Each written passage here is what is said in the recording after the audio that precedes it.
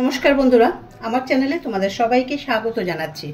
আশা করি তোমরা সবাই ভালো আছো, আমিও খুব ভালো আছি। আজকে দেখো রবিবার, আমি ডিমের রেজালা করছি। এখানে 8টা ডিম নিয়েছি, কারণ আমার ছোট মেয়ে আছে, ও দুর্গাপুরে থাকে, রোববার দিন বিকেলে চলে যায়, ও রাতের খাবারটা আমরা দিয়ে দিই ওর আর জামাইয়ের।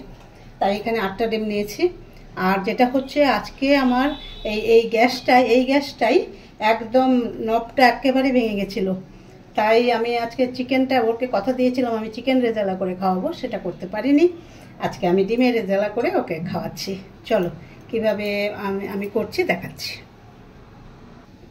রেজালাতে আমি সাদা তেল দিচ্ছি, আর তার সঙ্গে দেব 1 চামচ ঘি। খুব বেশি ঘি দিচ্ছি না, এই দেখো 1 চামচ দিচ্ছি। তেলটাও আমি খুব বেশি দিইনি, আমি তো রান্না একদম হালকা করি, ঘরোয়া রান্না।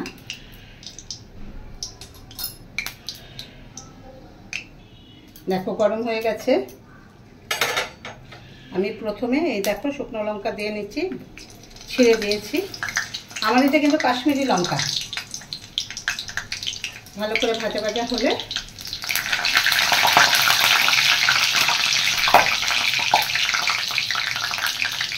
খুন্তিটার মধ্যে জল ছিল, আর একদম জলটা ফেটে উঠলো তেলের মধ্যে পড়ে।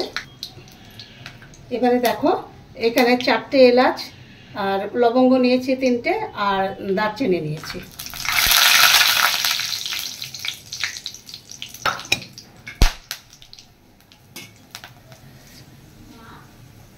দাঁড়াও। এবারে এই যে পেঁয়াজ রসুনের পেস্টটা,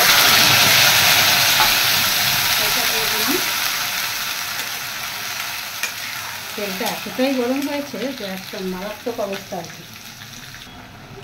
রেজালার মশলাটা কিন্তু কোনো মতেই লাল হবে না, সাদাটে রঙই থাকবে। কিন্তু আমি একটুখানি কাশ্মীরি লঙ্কা গুঁড়ো দেব, একটু কাশ্মীরি লঙ্কা গুঁড়ো দিয়ে দিলাম। পেঁয়াজটা খুব ভালো করে একটু লালচে টাইপের রং হবে, তো তাই জন্য আমি কাশ্মীরি লঙ্কা গুঁড়োটা দিলাম। এবার তেল ছাড়া পর্যন্ত এটাকে কষাবো। আমি এখানে একটা বড় পেঁয়াজ দিয়েছি, 1 টুকরো আদা দিয়েছি, আর 6-7টা রসুনের কোয়া দিয়েছি, আর 5টা কাঁচা লঙ্কা দিয়েছি। দেখো আমার পেঁয়াজটা কিন্তু তেল ছেড়ে দিয়েছে। এবারে এখানে 8টা কাজু বাদাম দিয়েছি, আর 2 চামচ পোস্ত দিয়ে এটাকে পেস্ট করেছি। আগেই করে রেখে দিয়েছিলাম, যেহেতু আমার গ্যাসটা ঠিক করতে গিয়ে একটুখানি টাইম লেগে গেছে, তাই আমি এগুলো সব আগেই করে রেখে দিয়েছিলাম।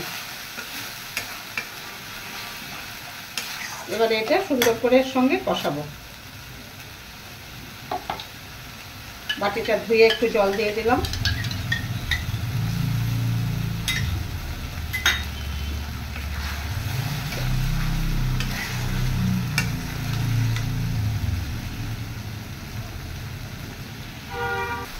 আমি একটু গোলমরিচের গুঁড়ো দিলাম, তোমরা সাজিরে থাকলে দিয়ে দিতে পারবে, আমার কাছে নেই, সচরাচর করা হয় না তো এগুলো,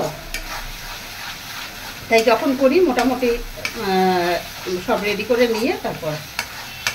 আর আজকে তো এটা মানে করার কথা ছিল না, চিকেনই করার কথা ছিল, যদিও চিকেনের প্রিপারেশান আর এই প্রিপারেশান একই, একদম এক।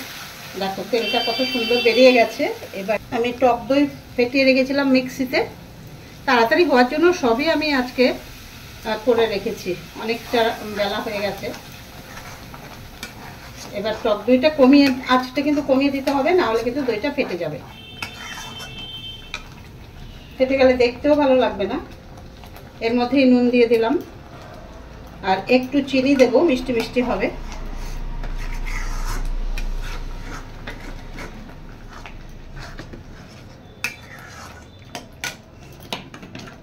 তোমরা যদি প্রথমে ঘিটা না দাও, তাহলে কিন্তু এটা পরে 1 চামচ ঘি দিয়ে নেবে। রেজালাতে কিন্তু ঘি দিতে হয়, আর না খেলেও সাদা তেলেও হয়ে যায়, কোনো ব্যাপার না। আর গরম মশলা তো প্রথমেই দিয়ে দিয়েছি, এর মধ্যে আর কিছু প্রিপারেশন নেই দেওয়ার। এবারে আমি ডিমগুলোকে দিয়ে দিলাম।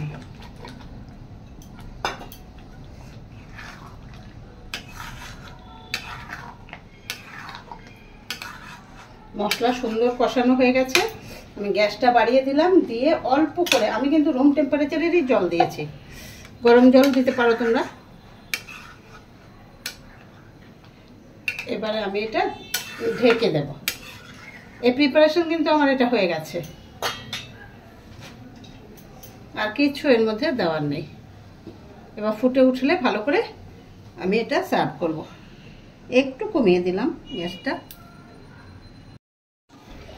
আমার এই জ্বালা প্রায় কমপ্লিটের দিকে, আর একটুখানি শুকোবে, ওপরে তেলটা বেরিয়ে আসবে। আর দেখো আমি 2টো কাঁচা লঙ্কা ছোট ছোট করে কেটে দিয়েছি। আর ঢাকা দেব না, কাজু টাজু দেওয়া আছে তো, ওই কাজু নিচে লেগে যাবে।